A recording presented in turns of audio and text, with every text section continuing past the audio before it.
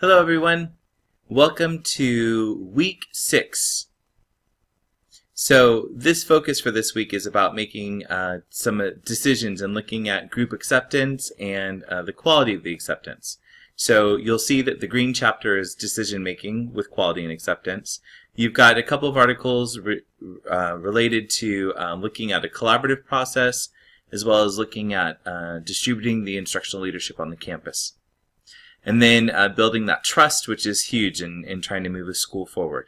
The discussion board question is, how do you work with the staff to improve the culture so they work together in such a way that results in student achievement? So I know the past couple of weeks have been about practices that you've seen or struggles that you might have, but this week it's really trying to look at how you would move something forward. So you can give your site example, but you want to again incorporate with that how you're going to make that change, make that difference if it was your site and you were moving it forward, or it can be a hypothetical or an example as you go through. Then again, Anthony Muhammad is a great listen to. You'll see there's a YouTube connection about him, as well as talking about the role of the principal in looking at PLC work. Also due at the end of this week is on Sunday at, again, by 11:59, your cultural analysis of a school or district. Again, this can be a 2 to 3 page written paper, again, identifying a behavioral norm, symbol, or hidden rule that exists within your school or your district. With that, you're looking at what impact it has on stakeholders, the relationships that are built, and ways things are done, and take that idea again of when somebody walks onto the campus, would they see that, whether it's a new teacher on the campus, students, parents, and again, what kind of message are you sending out in that process?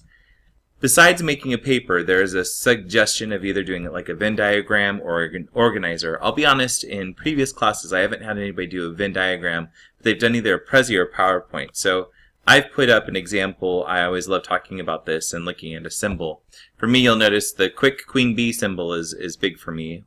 Campus that I'm a part of had a queen bee on our campus, and she made an impact into stakeholders, whether it was her own grade level team members, the rest of the teaching staff, office staff, and parents. You notice I put some basic points under each of those, and then the ways the things are done with the queen bee, and again, trying to discuss that there. Now in the notes section of if you do a PowerPoint or a T-chart representation, or if you want to add this on a separate Word document, give me a brief synopsis of all this, since again, you won't be able to talk about it like I can, because again, stakeholders, queen bee was very much about you've got to approve through her, to be able to make sure that it's everything that the grade level is able to do. The rest of the teaching staff, you were either accepted by the queen bee on her side, or you were considered an outsider that was an outcast. And the office staff, queen bee really wanted to make sure she had them in her control, so really wanted to make sure they do as she wanted and cause conversation with that. And then parents, she expected them to really agree with her. And then the way things were done, it's really her team or any other teaching staff wanted to try something. It had to be approved by her before it could be discussed with the whole staff. And again, if it wasn't liked, it was interesting, the queen bee would have her workers go out, fellow staff members that were supposedly on her side, to go break up things or research why things were going and get others to break apart.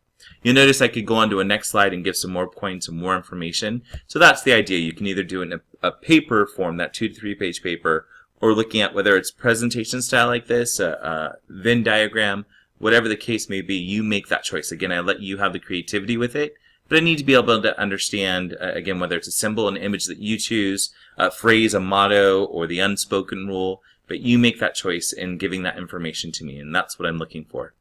So again, that's week 6 in a nutshell. It's going to be a great week. I can't wait to see your submitted analysis projects and see what is affecting your campus, whether it's a positive or a negative. Notice I chose a negative here, but I can also be positive, whether it's a PBIS system or something to that nature. Again, as always, text me, email me, call me if you have any questions. Have a great night and a good week. Bye.